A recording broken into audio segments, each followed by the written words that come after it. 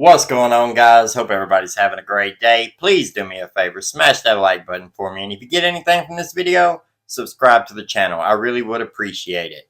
Man, it has been hot in Alabama this week. And a lot of you know I work construction at plants, right? Industrial construction. So we're outside. It is astronomically hot. I'm talking about like 110 degrees.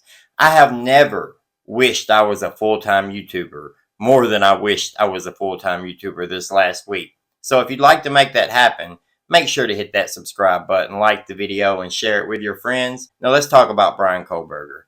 This week, Bryan Kohberger waived his right to a speedy trial. Now, a lot of people are like, well, obviously he's guilty because he waived his right to a speedy trial. An innocent person would want to get it over with. But see, I would see that quite the opposite. No, I'm not saying that I don't think Bryan Kohberger is guilty, because I've told you before that I think there's a pretty good chance he might be guilty of the crime, right? Like, I'm not going to sit here and defend the man. I don't know the man, and the evidence that we've heard against him sounds bad. My only point is that we haven't heard all the evidence. We don't know what we don't know. So he could be guilty. He could be not guilty. He's presumed innocent until proven guilty. It's the prosecutor's burden to prove that he's guilty. It's the defense's burden to instill doubt into the jury. The defense doesn't have to prove he's innocent. They just have to create doubt around the prosecution's theory. I think a guilty man would much rather hope the prosecution doesn't have all their ducks in a row and rush the case to trial. That's why your right to a speedy trial exists in the first place, so that the police can't arrest you for a crime you didn't commit, throw you in jail, and wait to convict you for it because they don't have the case put together. They don't have the evidence to prove that you did it. They just believe that you did it. But when he waives his right to the speedy trial, he waves away that October court date. Like, it's definitely not happening in October now, which I told you guys that way back before when they first said October the 2nd or whatever it was. I was like, not going to happen. No chance in hell. This case is way too popular, way too big, and the defense team is spending way too much money. It's just not going to happen. They're going to want people to stop paying attention. They're going to want the public to lose interest in this case. And then maybe a couple years from now, you'll hear that Bryan Kohberger was found guilty or not guilty or whatever the sentence was, right? You'll find out about it later. But for now, they don't want the public paying attention. They don't want us examining every little thing that they do, every little paper that they file. They don't like it. The defense, they should love it, because the more awareness they bring to this case, the less corruption can happen during this case, right? When you have all the eyes on you, you're going to have to be real creative in order to get away with corruption. It does happen. People will pull things off right in front of your eyes. So the defense wants attention to stay, but they still waive their right to a speedy trial. And Ann Taylor says that they waived that right because they didn't feel they would be prepared to enter the second stage of the trial if the trial were to make it that far. Now, I'm assuming the second stage of the trial is the sentencing period, because, I mean, the trial is the trial, right? The first stage of the trial is being found guilty or not guilty, right? And then the second phase is sentencing. I'm not a lawyer. Maybe that's a question for the lawyer you know, right? I'm just a guy talking on YouTube, telling you what I think.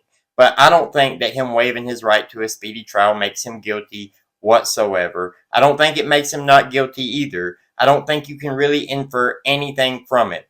But I want to say that I heard the lawyer you know say that more people are found not guilty when they waive their right to a speedy trial. So take that for what you will. Now, when he waived that right and we kissed October goodbye, we also kissed November, December, January, February, March. I don't believe this trial happens for at least a year from now, possibly 2, maybe even 3. There's no way for us to know when this case is actually going to get started now, because he waived his right to a speedy trial. So at no point in time can his lawyer stand up and say, hey, my client has a right to a speedy trial? No, he doesn't. He waived that right.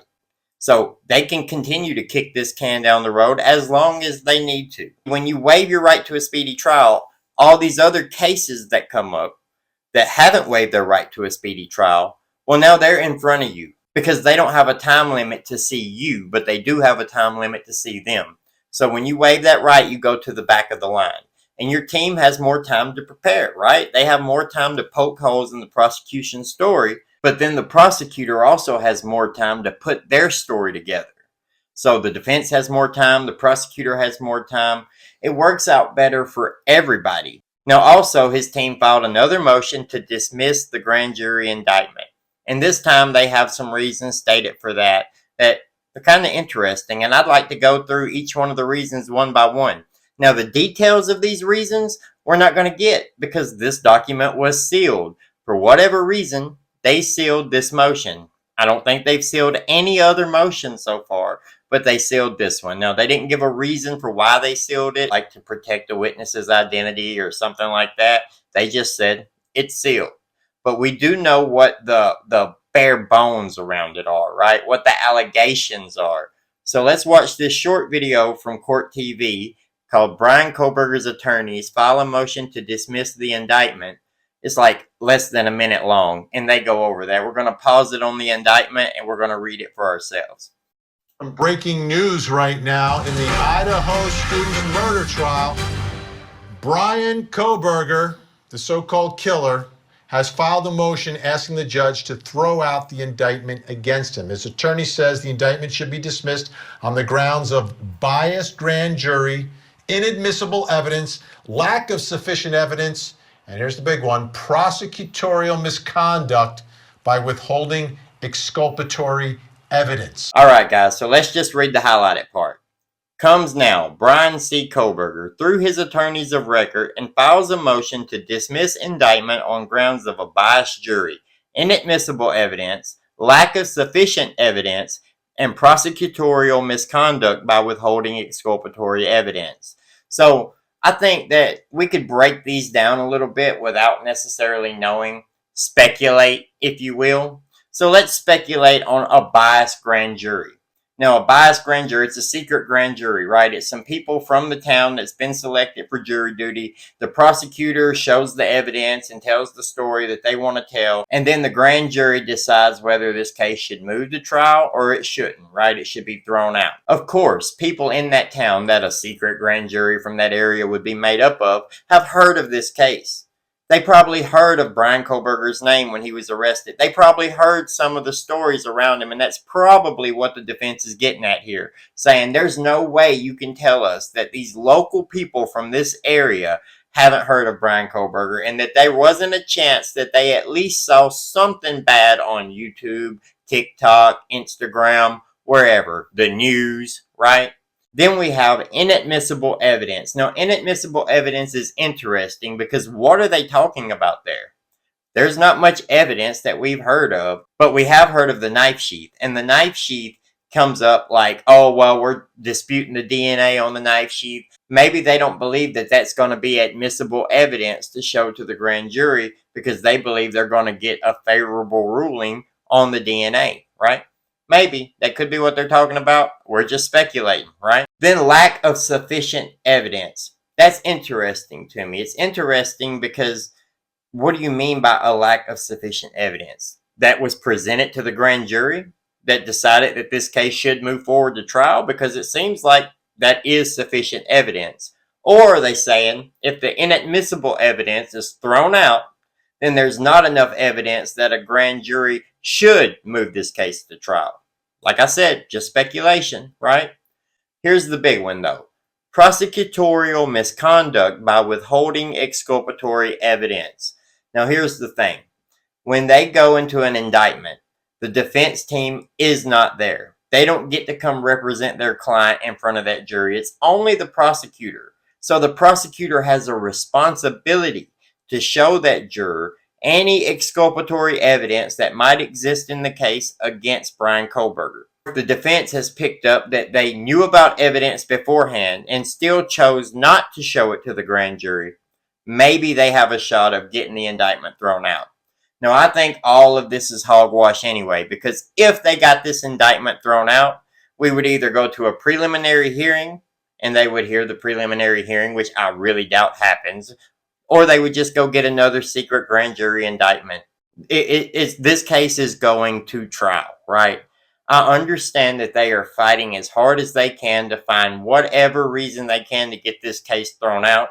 I don't believe that that means that Kohberger is definitely guilty because he's looking for any little loophole he can to get out of this. Who wouldn't when your life is on the line? I think a lot of people have trouble grasping the idea of death, right? Because that's what Bryan Kohberger is facing, the death penalty. And if he went to 1122 King Road on November the 13th and he committed the quadruple homicide, he deserves the death penalty. But hey, that's just my opinion. If he didn't commit this crime, then he deserves justice. He deserves to get out of prison and sue the city for his lost time and the damage to his reputation, because he's definitely never, ever going to have a clean name again. The name Bryan Kohberger is going to be famous related to this Idaho 4 killing forever, unless somehow he has exculpatory evidence to the point that he can prove that he's not the one that committed this crime. But I highly doubt that that type of exculpatory evidence exists, and we haven't heard about it or seen it yet. So what do you guys think? Do you guys think that Kohberger's defense's motion to dismiss the indictment is going to go through? Do you think that he was smart or stupid for waiving his right to a speedy trial? Do you think that the state is going to use him waiving his right to a speedy trial to continuously kick the can down the road for the next couple of years and wait for people to forget that this case even exists? Because believe me, guys, it's working. I have followed this case from the very beginning, right? A lot of my channel has been built off of this case itself. But I am over it at the moment. I am over it until we get either relevant information coming out or the trial starts. So let me know what else you guys want to see. Let me know what other cases you guys would like me to cover, any other stories you guys would like me to talk about, anything you want my input on. Let me know what you guys think down in the comments below. Like the video, subscribe to the channel to see more, hit that notification bell so you'll get notified every time I post. Have a great day, and we'll see you later.